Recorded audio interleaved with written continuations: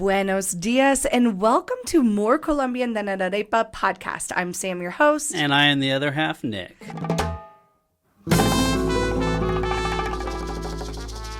And today we are going to be doing a super fun episode of all things superlatives.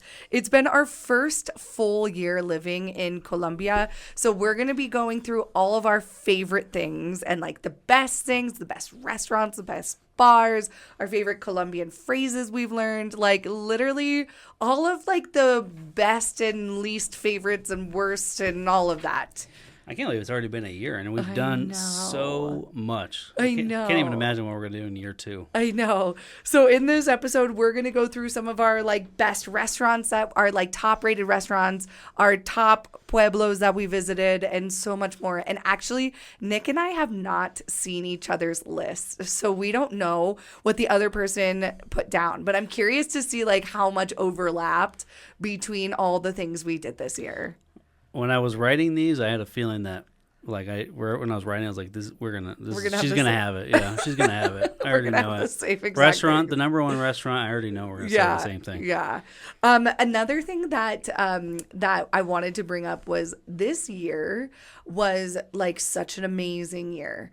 Mostly because it was our first year we moved here, and we were so lucky this year to have so many friends and family come visit us. Yes. Like the entire year. It's been a very busy year. Very, very busy. Like literally we've had someone here every other week since January. It's awesome. It's amazing, but it's a lot. We wouldn't change it for anything. Like we feel so lucky that after all these years, all of these people are finally coming to see our favorite place in the entire world.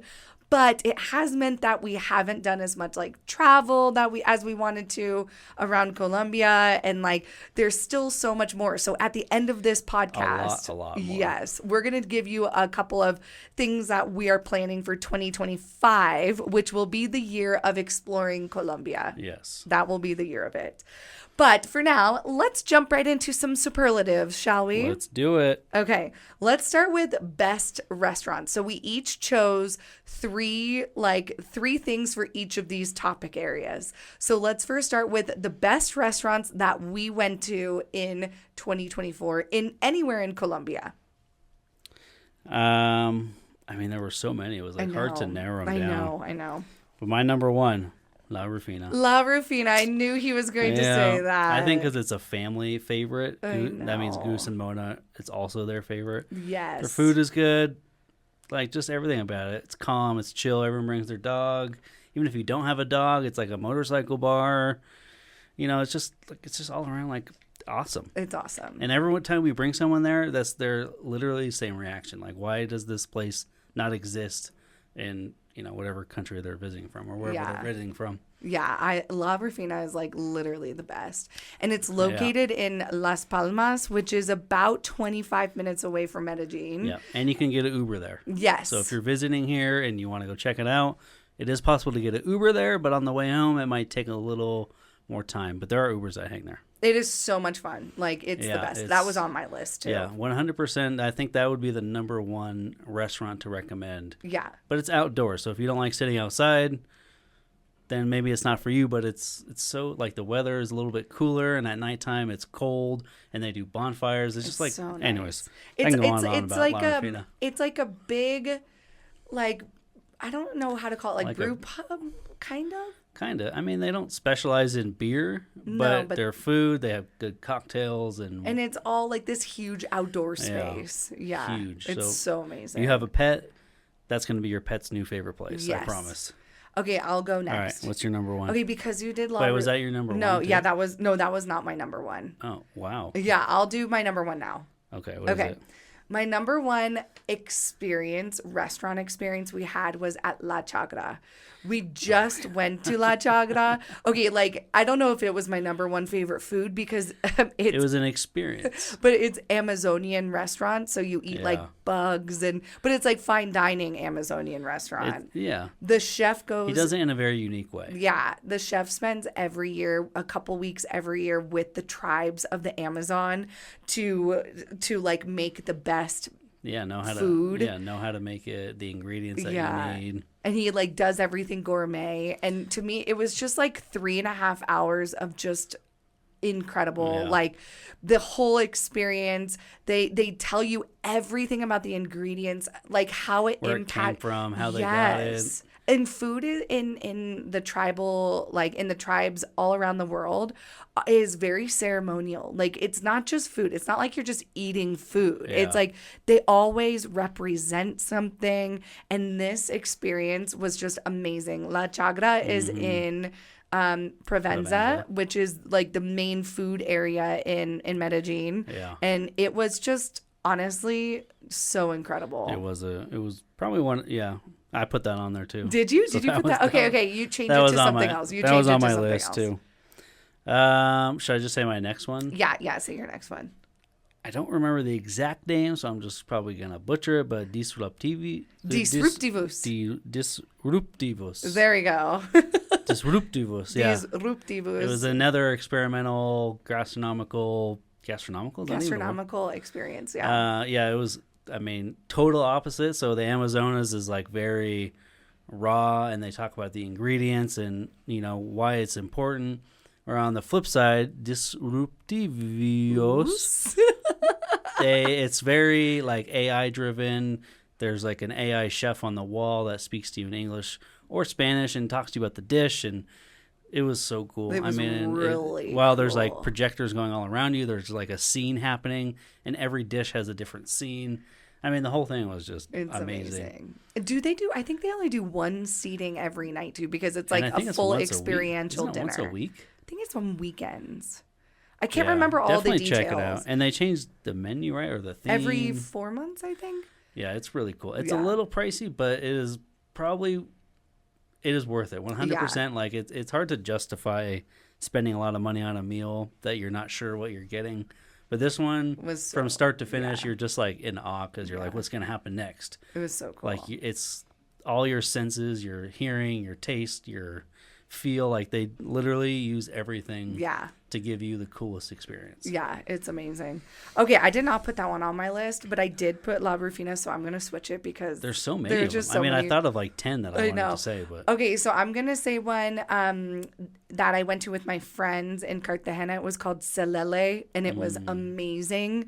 It was not an experiential dinner, but it was like almost it might be a Michelin star over in Cartagena, but it was so amazing. It was one of those restaurants where they teach you how to eat your food. So they like come deliver your food, and then the servers tell you what's in there, and then like how to get the most maximized bite out of it, which is super cool.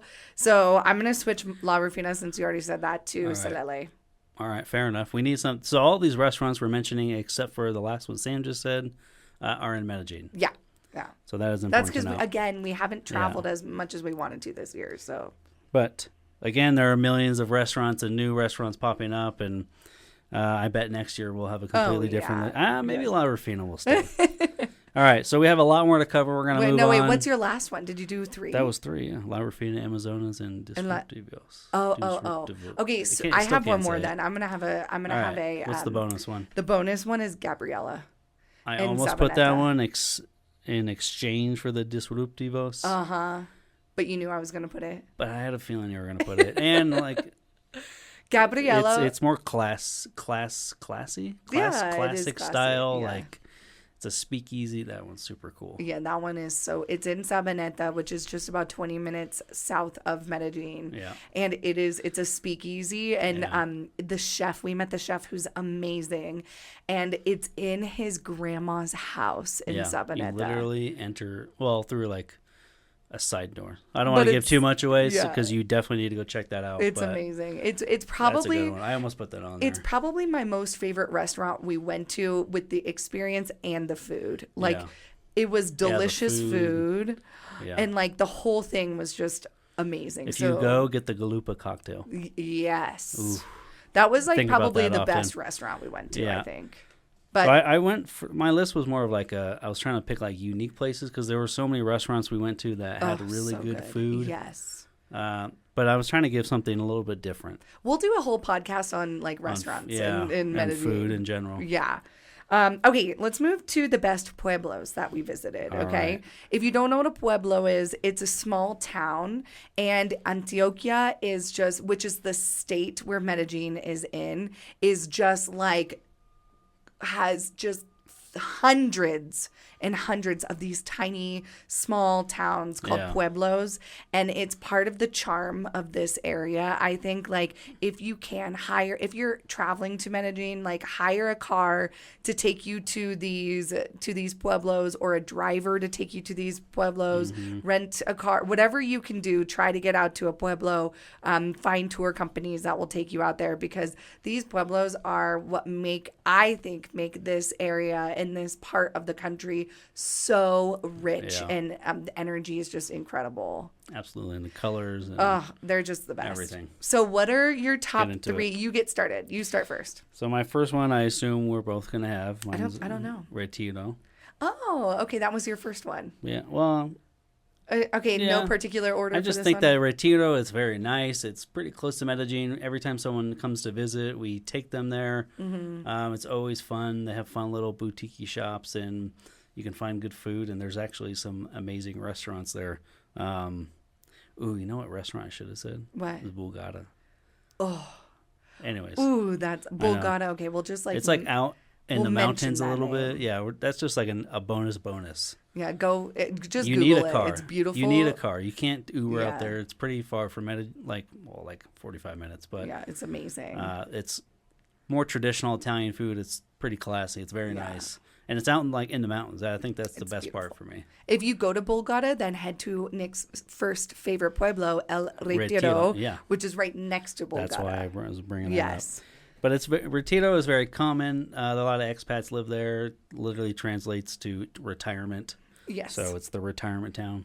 Okay, that's a good one. And that's the town that we always bring people. Yeah. Whenever they come visit, 100% of the time we take them to El Retiro. Yeah. The main square is like really It's just pretty. just beautiful. And nighttime, daytime is nice. Yeah, it's beautiful. Okay, my favorite one was Santa Fe de Antioquia. Whoa, okay. I loved it. Okay. It's so hot, though. Santa Fe de Antioquia is the opposite direction. So Medellin, you go into the mountains one way to Retiro, and you go into the mountains the other way to a town called Santa Fe de Antioquia, which is the original capital of this state, Antioquia. Oh, that's cool. And it was so much fun. There is a specific jewelry that's from this particular town called filigrana. Or filigrano. I can't remember if it was feminine or masculine. But it's a beautiful, like, kind of jewelry making from this town that's just so incredible. And it's hot. So El Retiro... It's like Cartagena hot. Yeah, El Retiro is like cold on the mountains that side, but if you go to the other side of the mountains, it's like really hot, and it's in the mountains. It's really weird, but It's a crazy phenomenon. Yeah. Because you go south of Medellin, it could be very cold at night, and then north, Yeah. it's very, very humid and yeah, hot. it's amazing. So, but Santa Fe de Antioquia is about an hour and 15 minutes away from Medellin, and there are a lot of companies that offer day trips and overnight trips out to Santa Fe de Antioquia, because it is like maybe the maybe the first most popular pueblo Yeah. that people visit, Yeah. because it used to be the capital. Yeah. And it's beautiful. And it also is a town of churches. So if you could be there on a Sunday to see all the like people going to Everything, yeah. mass and stuff, it's beautiful. It's vibrant. Yeah, it's so great. And we just had the best experience there. I Yeah. can't wait to go back. Okay, what's your second favorite? I think this might actually be number one. I should have said this one first, but Jardín. That was on my list too. Yeah, I know. It's like a perfect little pueblo. It's a little bit far from Medellin. I know you can do trips out there. You can find drivers, buses. There's like some fun eco lodges out there. Still not super touristy. I think it's more common for Colombian tourists to go visit. I Yeah. don't think foreigners are out there. It's pretty deep in the mountains, It's amazing. but it is. Yeah, it's pretty spectacular. It's one of the most like beautiful places. Yeah, it's hard to put into words, because towns like in the valley, kind of like Medellin, and then you go up on the hillside where there are eco lodges, and then the famous, what's the cafe? Cafe Jardín, I think Cafe is what it's Jardín, called. yeah. So that kind of sits up on a hill, which you It's can so walk to. There's a beautiful. famous trail. And you go up there and have a coffee or a beer, and you just overlook the whole valley. And It's the best. Yeah, it's pretty spectacular. And like the plaza where the church is. Yeah, the church at nighttime and the lights. It's so awesome. Yeah, I think that's my number one. Gosh, okay, we have to go back. Yeah. There's just so much to see in this beautiful country. Okay, what's your last one? Because my last one was El Retiro. My last one was Santa Fe de Antioquia. So we had the same 3 favorite pueblos. Yeah. I love it. That's amazing. Okay. Should have said Guatape. Guatape. Okay, That's a bonus one. Guatape is beautiful. It's just very touristy. It's just so touristy. Yeah. Like so touristy that it kind of removes some of the authenticity to it. But it's beautiful. So I think it's the number one thing to see in all of Colombia. That makes sense. I'm pretty sure. Like people fly to Medellín just to go to Guatape, but don't even go to the city, which is crazy. Yeah. But which makes sense. I mean, it's absolutely beautiful. Yeah. But if you don't know what Guatape is, it's a small little town. It's very colorful and beautiful. It's on a huge lake, and there are many, many, many hotels and eco lodges and places to stay like on the lake. So if you want to go vacation on a beautiful lake, that is the place to go. And it's like really famous for El Peñol, which is this huge big rock. You've definitely seen a photo of it. And if you haven't, just literally type in visit Colombia and you'll probably find the rock. Like, it's very famous. Okay, since we all were aligned, let's move to the best bars that we went to this year. Okay, you go first. I mean, my favorite, hands down, is El Social in Provenza. Oh, El Social. Yeah, that's just... I didn't put that one on the list. Wow, that's kind of surprising. I know, I love it too. We just watched soccer games there. We love the energy, the people. They have lots of locations. They have a few locations. The drinks are a good price. Yeah. That was just my number one. It's nothing feels, fancy, nothing crazy. But it feels kind of like when you go into Provenza, which is where one of the locations are for El Social, it feels like the more Colombians go there. Yeah. Like all the gringos go to all of the other bars, and the Colombianos go to El Social. So I feel like it's just amazing. It's amazing. Yeah. I think it opened in the 50s or the 60s, so it's been around for a little bit of time here. Okay, so my number one was Barrio Sur. Was that on your list too? I loved it. Yeah. That's such an amazing bar. That was number 3 for me. It's in Envigado, and the owner is British, and he's amazing. And it's just, and his wife, I think, is Colombian. Yeah, he married a Colombian. And they just have such fun events there. They do like pub quizzes. So many cool things. Yeah, it's really a super cool bar. And it's right next to a place called La Buena Mesa. Isn't that what it's called? Yeah, La Buena Mesa. La Buena Mesa is like the street where all the bars and nice restaurants are in Envigado, or like many of them. It's kind of like the Provenza of Envigado. Yeah. And it's right there. So you could start there or end there. And it's just like the vibes are great. Yeah, it's a good bar. Amazing. And if you're an expat or you're a foreigner visiting here in Medellín, that's a good place to go if you want to meet other foreigners. Yeah, it is. Okay, so you go next. So the next one we actually just went to, and I thought about this one because of the atmosphere, where it's located, like the little rooftop it had.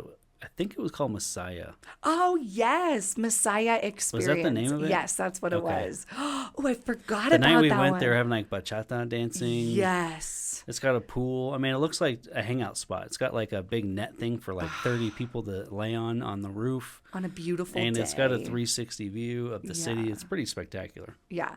And on a beautiful blue sky day, it's like you don't get a better rooftop than that. I think it's in Patio Bonito. Yeah, it is. It is. It's in Patio Bonito, which is very close to Provenza. Like the next little barrio. Yeah, it's like right next to Parque Poblado. Yeah, like right behind that. Yeah. Amazing. That was a good one. Yeah. Oh, I forgot. I was just thinking about that bar too. I was trying to remember the name of it. That's what took me so long to write this. No, you did it. You nailed it. It was called Messiah Experience, I think, technically. I can't remember any name, so. I think the only reason I know that I tagged him in a story, so I figured it out. Okay. So we're going back into Provenza because this is where we watched many, many, many of the soccer games.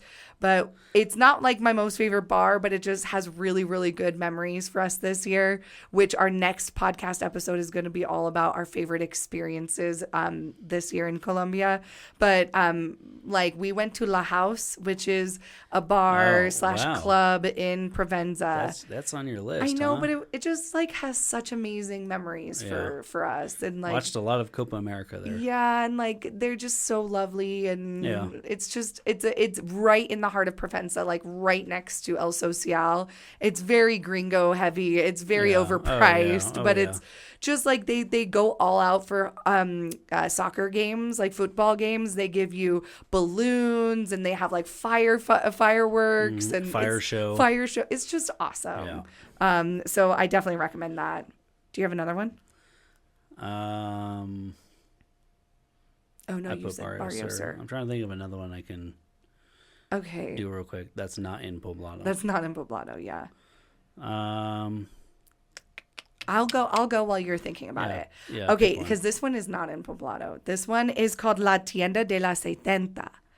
And it is a really amazing fonda. That's the number one, honestly. Yeah. Actually, all of La Setenta, which is a street in Laureles, full of bars. I mean, the whole street is just a big street food party street. I mean, so much fun. Yeah, it's so fun. Local heavy. Like you're going to see foreigners there, but it's going to be mostly locals. So yeah, I would say that actually that's number one. Yeah, that whole street is worth it. Yeah, but La Tienda de la Setenta, if you are looking for a place specifically, cool. It's a fonda. And if you don't know what a fonda is, it's like a traditional club / bar in Colombia. So they have like really bright, gaudy lights. It's really big, and it's so much fun. Like it's we also told that the women's bathroom is a unique experience. Yes. So if you're in the area and you're a female and you need to go use the restroom, go check it out because I've heard it was an experience. I'm probably going to do a video on it at some point. But okay, moving on to Colombian phrases that we have learned. What are some of your favorite Colombian phrases? I honestly only put down one. And it was que chimba. Que chimba. You learned that a long time ago. No, I think you just didn't know what to put for that. That was part of it. Que lindo. That's what I did. Que lindo. Que lindo is my first phrase. It's like, how cute. And literally every woman says it exactly like this. Ay, que lindo. Que lindo. Or que linda. It's so cute. I think you're a paisa. Paisa women. That's the paisa women. Yeah, exactly. The paisa women. Okay, another phrase. I guess I'll just do mine. Yeah, go. Okay. Another phrase is, well, it's not a phrase, it's a word, but every time I use it correctly, everyone's just so like, I can't believe you know that. Like, you speak Spanish so well. So if you want like a good tip and be impressed. Party trick? Yeah, party trick, impress people. It's taco. Taco is like the taco, like a Mexican taco. It means taco. It also means like something you put on it underneath the table when the table is like uneven. Yeah. Like a little coaster or something. Doesn't it mean traffic too? And like it also means heavy traffic. And so trancón is traffic. I think it's called trancón. I think that's how you say it. But I only use taco because in Medellín, taco means like really bad traffic. So use that in a sentence and people will look at you like, you're incredible that you speak that way. I said that to an Uber driver the other day and he looked at me like, whoa. Whoa, hablas español muy bien. I felt cool for a second. And then my other favorite phrase word that I learned is emborrachar, which is to get drunk. I just think that's such a fun word, emborrachar. That is fun. Estoy emborrachando, which I just think is so fun. I'm getting drunk. That's emborrachando. Emborrachando. Estoy emborrachando. Emborrachando. It's so fun. You kind of sounded Italian. Emborrachando. It's a spicy meatball. Oh, my goodness. All right, anyways. Okay, moving on to the next section, which is the hardest things about living in Colombia. I think you should go first. These are the real things, I think. Okay. Get into it. Okay, my first one. What do you think my first one is? I bet you can guess my first one. What's the thing I miss most about the United States? Ranch. Ah, yes! But we have ranch here. I literally make it for you. But to be able to go to a grocery store and buy ranch dressing at any point, no, yours is amazing, babe. Jeez. But I always feel like I have to be very mindful of how much I eat because I only have a limited amount. Jeez. Oh my gosh, yes, ranch dressing. That's my first That one. was... All the other ones are a little bit more very, serious. But... Yeah, that was very far from what I put. Okay, you go. You All go. right. So my first one is bureaucracy. Uh-huh. And I mean in a sense that, like, if you need to file paperwork, anything that involves a process, it's a huge process. I mean, it just, like, takes a long time. People just, Colombians, they're on their own time. Mm-hmm. Especially this time of year. Yeah, I think the bureaucracy, I think that's it. It's very different than the U.S. Not that it's a bad thing. I just think that it's something to get used to, and that's just how things work here. Yeah. But coming from the U.S., where like things happen very, very quickly, so that was an adjustment, and still adjusting. Yes, that's gonna probably most of the take time some it's not that big a deal, but sometimes when you need something urgently, that's when I'm like, okay, let's go, let's speed this up. Yes, that's a good one. That's a good one, and very true. Yes. Okay, my second one is like anything medical. And what I mean by that is like we speak like pretty basic Spanish, but medical terminology is just completely different. And I always get like finding doctors or even like vets for Goose and Mona. I'm always so anxious about it, and it takes me, like, you and I both had to go give blood recently, or like do a blood test just for like normal annual testing for it. But finding somewhere to do that and then going in and trying to do it on your own just stressed me out so much. And I was like, I don't know why, because I speak enough Spanish that I like felt comfortable with it, but I think it was just like anytime you have to do anything medical related, it just makes me anxious because there's like not that many people who speak English here. Although you've recently found an amazing doctor. I finally found a doctor that speaks very good English. Yeah, which is great because that's really hard to find. That's in network. You can find private doctors that speak those languages, but they're more expensive. So, you try to avoid that. So I think like a couple of days ago, Goose had something in his paw and he can't walk very well right now. And so like a couple of weeks ago, or like about a week ago, Goose injured himself. And he got something in his paw and he couldn't walk. And it was like 9 p.m. on a weekday. And both Nick and I started getting really anxious because it was really bad. And the idea of like trying to figure that out in a different language with a vet is just stressed me out so much. Like, luckily we have amazing people here that are like completely bilingual, that would be willing to go out of their way to help us if we needed it. Yeah, very true. Like, we're so lucky, but if they're not here, we have to do it on our own. And like, I don't know, after living here for a year, it hasn't gotten easier. That's one thing that I'm still working through when it comes to like moving abroad. And I think it's like real and important to say it. Yeah, absolutely. Yeah. Okay, so what's your next thing? My next one is, I don't even know if this is a word, lateness or like tardiness. Oh, okay. Yes. Again, I guess this segues to what I said about the bureaucracy, but Colombians just love to take their time. Mm-hmm. They're not in a rush, just not the end of the world. And oftentimes doesn't really bother me, but sometimes like if someone's coming to work on your house and they say, I'll be there at 1, and they just don't even show up the whole day, maybe like 2 days later they'll show up. And that's just a normal thing. That is a huge adjustment, I think. Because again, in the U.S., we're used to like if you hire someone to do something, show up, do the job. It's similar to here, but they're just on their own time. Yeah. And if they say they're going to do something in 2 weeks, maybe expect a little bit longer. Yeah, that's really true. Like not everyone is like that. No. And in the U.S., not everyone's like punctual. Exactly. But it's just like an overall cultural thing. Yeah. Like everything, like if you go to a soccer game and it starts at 6 p.m., chances are it might start at like 6:20 or 6:30 or 7:45 or whenever they get around to it. Yeah. But that's just, going into knowing that and going into anything.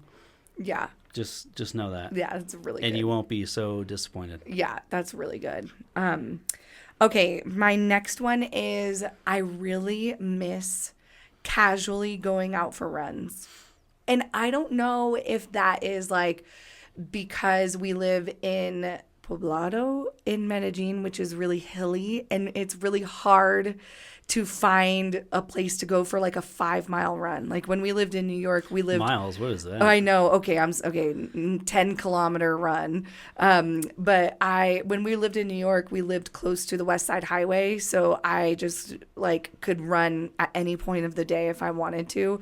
But here it's like gets really crowded. There's no really easy places to run without driving somewhere to like go run, and I really miss that. I love to run. It's a big part of like who I am, and I really miss that. So I tend to go now earlier in the morning, and I go slow because everything's on hills. So, and like the altitude is high. So it's pretty hard to run here. So I don't know, maybe if that's because we're located in Medellin. Like, I don't know if I'd feel that way in other parts. I think it's because we're in Poblado, because in Estadio and Laureles, there are like, so if you're a runner and you're listening to this, there's like a big track. Yes. And you can run around the stadium, and there are tons of people it's like a big exercise area. But there's no place to like run 20 miles. It's like far if from you're our training. House. Yeah, that's true. There's no like just run straight down the river. Like that's true. Yeah. But again, like some places you aren't like the safest places. Like by the river isn't like super safe to run. Some places, and like there are just some things that you just I never had to be mindful of before, and now I do. Like even wearing headphones, you don't want to give papaya here. And like in New York, I mean, you had to be mindful of that too. There were times I didn't run with headphones in, just in general. But here it's just kind of like I just miss the freedom of going for a run whenever we want, kind of thing. Not we, because I don't run. Sam, when she said we, she meant her. Okay, you're up. All right. To be honest, I didn't have a third one. I can only think of two. Well, that's good. That means you're really enjoying it. Yeah, I think everything else. Do you love it? Like, do you think you would move? Or are you happy here? Move back to the States? No, I do love it here. Yeah. Other than those two things, I think everything else is like very easy, comfortable. Once you figure out how to do things, you know what I mean? Like where to buy things, where to go, what to do. Yeah, it's true. You know, it makes everything easier, and that takes time. Yeah, it definitely takes time. We've been here for a full year now, and I think that we're just starting to understand like what we like and what we don't like and where we like to go and all that kind of stuff. Yeah, definitely. Okay, so now let's move to the best miradors, which is like viewpoints in Colombia. It doesn't necessarily have to be Medellin. I bet we're going to have one of the same. I don't know. Okay. Don't look at my list, cheater. You go first. You want me to go first? Okay. This is in no particular order for me because I think every mirador is so beautiful. But one that I loved was San Felix. Nice. Which is about 45 minutes away from Medellin, closer to Bello, which is a town north of Medellin. And there's just some beautiful views on a blue sky day. It's stunning over there. And if you've probably seen like paragliding going on. That's where all the paragliding is. San Felix. Yeah, it's amazing. And the panchocha. Yeah, panchocha, which apparently is bad words here, but it's like a famous bread here that you have to try. So try to make it out to San Felix. It's awesome. It's a small little town. I don't even know if I call it a town. No, it's just like a mirador. It's like people live out there, and then there's just beautiful views. And it's a nice drive. Okay, you're up, babe. All right, my first one was Parque RV. Oh my gosh, but you've never been to Parque RV. Yeah, I know, but I've seen photos, and and you guys went there. You and some other people went there, and millions of people I've recommended like the Mirador at RV. Yeah. Yeah. It's amazing. It really is. It is. You have to go. I know. We need to bring the dogs. We need to spend a day just exploring. Yes. Okay, well, that leads me to my second, which is the Metro Cable up to Parque RV. So the Metro Cable is the cable car. Okay. So it's not really a mirador. It just happens to be one. Yeah, and it's for a time. Yeah, but it's all public transportation. So it's the same price as public transit. I feel like whenever you go up on a cable car, it's always like very expensive and very touristy. It's not. It's public transportation here. People going to work. Yeah, people going to and from to work. And it's so beautiful. It is the most beautiful mirador of Medellín. Just if you don't even want to go to Parque RV, just take the Metro Cable up and back. It's a 25-minute Metro Cable ride, and it's amazing. Wow. Yeah. Okay, you're up, babe. All right, so my next one is actually a restaurant, and it's called the Eighth Wonder. Oh, good one. Yeah. So it's in the hills, kind of Envigado. Sabaneta, I think. Or Sabaneta. I don't know. It's one of those, somewhere in the hills out there. You could easily Uber there if you're a tourist. Food is okay, but you go there for the view. I mean, they have these like little stage things so you can like take photos because it's at the end of the valley, and you literally just have a view of the entire city. So true. So if you can get there, I think people go there when it's dark, but my pro tip would be get there at like 5. Well, remember... And watch the sunset, and then watch the city go from like daytime to nighttime. It's pretty cool. And remember, you have to make a reservation after 7 p.m. They don't allow walk-ins after 7 p.m. So we got there, I think, at like 5:30, and we stayed until like 8:30. Yeah, and we got a table right on the edge so you could see the whole thing. Yeah, it was beautiful. Oh, good one. I forgot about that one. Yeah, that was a good one. I mean, it's not a hidden gem, that's for sure. No, but it's a place where Colombians celebrate. Yeah, like if they were to celebrate a birthday with family or whatever, that's the place to go. So going into it, if you go there, it's like a big Colombian circus. Chuck E. Cheese. There's like magicians that come to your table. Yeah, it's so fun. You just live the experience. We just don't even need to tell you. Yeah, go check it out. If anything, you get a nice view out of it. Yeah, exactly. Probably the best view you'll get here in Medellín. Okay, so my last one is the top of Guatapé, the rock. Oh, that's El pretty Peñol. Good. Oh, yeah. That's when you walk, so you have to walk up almost 700 steps to get to the top of that famous rock that we were talking about. That's in Guatapé. It's called El Peñol, and it is so beautiful and so worth walking up there. Like, I will say there's it's not wheelchair friendly. That's the only problem. No. But it is and if you're not in some like physical decent just shape, walk slow. Yeah, take your time. Yeah. There's no rush. But once you get to the top, it's worth it. 800 stairs, 800 steps. It's so beautiful though, isn't it? Like you feel like you're like on top of the world, like actually. It literally made me cry this year. Like when we were at the top, it literally brought tears to me because I was just like, this country is the most beautiful country I've ever seen. The view, if you could picture it, it spans the Guatapé Lake that we were just talking about. You can see, well, I don't know if you can see the whole thing because it's so big, but you can see all the fingers, and it's amazing. If you can see like a blue sky day, I mean, it's pretty spectacular. It's perfect. Okay, moving on to our final one, which is... I had one more. Oh, shoot. I don't even know if I call it a mirador. I don't even know if I call it a mirador. Okay. It's more of a place that I think had the best view in all of the country, in my opinion. Okay. And we were just there. So we just made a video. Oh, well, I wasn't there. You were there. I'm not sure when this is going to air, but next on Tuesday. I went with a couple friends. We did like a waterfall hike and a zipline tour. But where the zip line has the most incredible view of the Andes Mountains. I mean, it's like you see down the valley, like the valley like kind of zigzags, and there's a river that goes through it, and it's like it just goes forever. It's just beautiful, and it's green, and I mean it's like a dream. The waterfall, the whole thing is it's a different view. You know what I mean? It's not of a city, it's not of a lake, it's like of the mountains, which everyone lives in here. Yeah. So if you're not familiar, Medellín is located in the Andes Mountains. Yeah. And to plug the people that we used for that, they were called Eco Ventures. Yeah. And they do those kind of extreme tours all the time. And anything. Anything. Whitewater rafting. Yeah. They've got hiking. They do Guatap. Anyways. Oh, I so wish I could. So that area the river is called El Buey. El Buey, I think it is called. Okay. So if you can make your way out there, it is a trek. I would say from Medellín, like in the city, probably 2-hour drive. Okay. In total. So it's kind of out there, but the view, like you feel like you're out in the middle of the mountains. Oh gosh. I think because the dirt road to get out there was so long, you feel like you're literally in the middle of nowhere. That's so cool, though. Yeah, it was pretty spectacular. Okay, we're gonna finish up with our favorite Colombian food. Yep. Okay, I'll go first. Cazuela.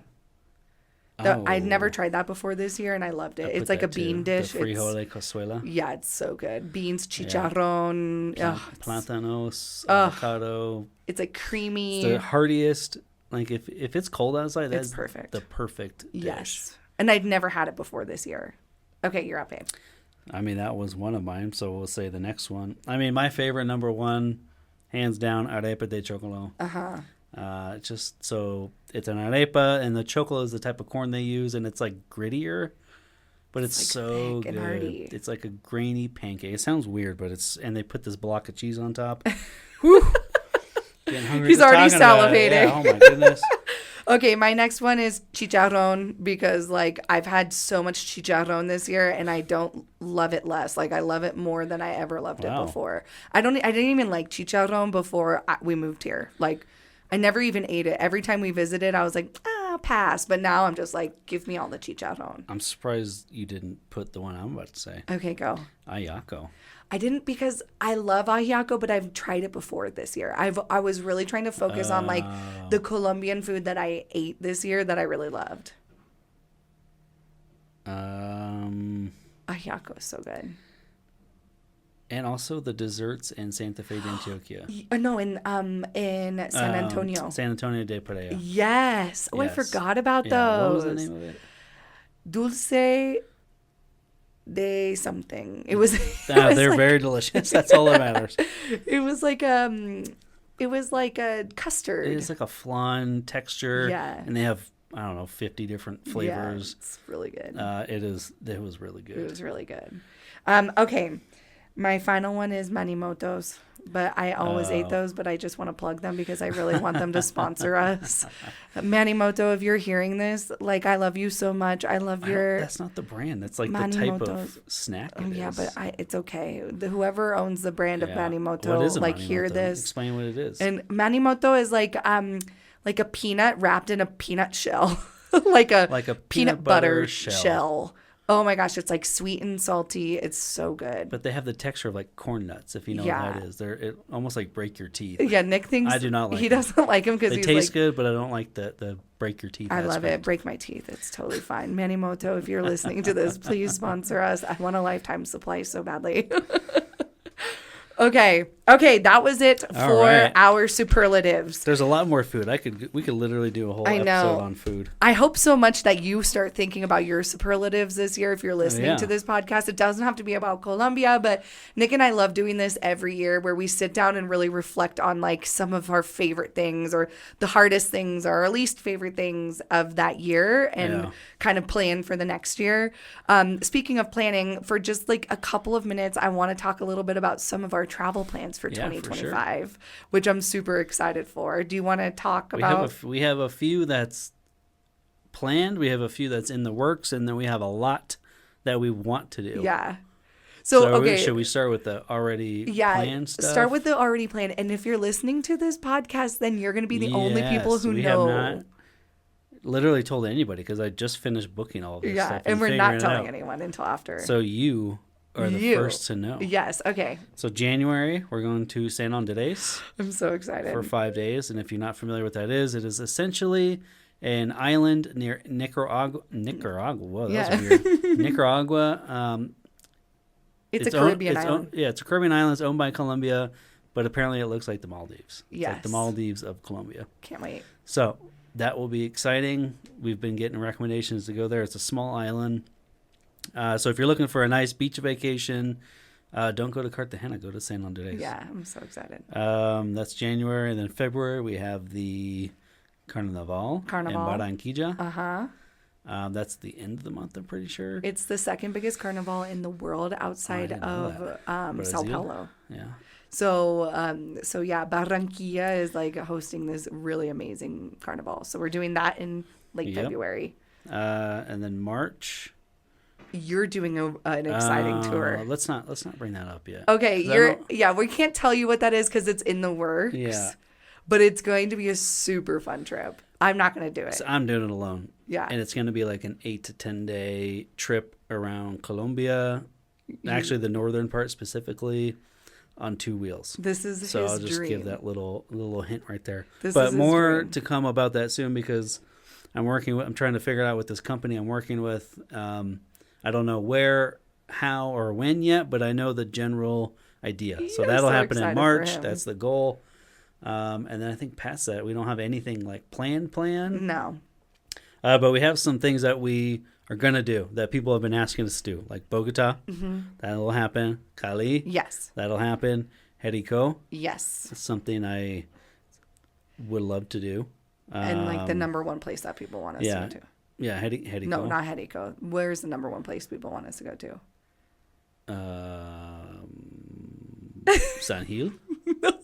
Well, that was going to be my next one. Eje Cafetero. Oh, yeah, of course. Again, we've been telling people this for a long time. We want to do like a solid 3 to 4 week trip out there. Bringing the dogs. We're going to stay a week in each place in Eje Cafetero, Manizales, Pereira, and Salento, and Armenia. Maybe we'll make it to Armenia. Yeah, maybe, a little further. So we definitely want to get the full experience. Yeah. But we can't do that right away because we are opening a business that will be opening in January of next year, which will give you more information about that and give you more sneak peeks. Definitely get excited for that because I'm very excited. Yeah, it's really... And you can eat it. But it might make it so some of our travels slow down a little bit or like change a little bit. So, but it's exciting nonetheless. So those are some plans for 2025. I mean, there's a lot more. I put like Amazonas. I basically just put Antioquia in general. You just put all of Colombia, essentially, is what you did. I just put all of Colombia. I mean, I want to, San Gil, Bucaramanga, Barichara. There's just so much to see. So much to see. Like, I look back and we've been here for a year and it's like, what did we even do? What did we do? We didn't do anything. It's because we had people here all year. Yeah. So this is not this year. The next year, 2025, right? 2025. Yeah, I know. Isn't that crazy? That'll be the year to explore. Yes. Just explore. Starting off with the beach vacation, which is a romantic getaway that we have been. It's a much needed vacation, so excited. Which we have not had in many, many years. Yeah. But I hope that you liked this episode. I hope you got to learn a little bit about Medellín, about Antioquia, about the rest of this beautiful country. I hope you have plans to come visit Colombia at some point. If you're not here already, we love it. It's the most amazing, magical place. Next episode, we're going to be giving some of our favorite experiences from 2024, living our first year here in Medellín. Thank you so much for sticking around. If you want to follow us on our social medias, follow us on Instagram and TikTok at More Colombian Than an Arepa. Follow us on YouTube at More Colombian Than an Arepa, and that you can see our beautiful little faces. And we're really hot because it's really hot in our studio, so our sweaty faces. We also post on Spotify and Apple Podcasts, so definitely check us out for whatever podcast platform that you listen to podcasts on. Thank you so much for sticking around, and until next time, hasta pronto.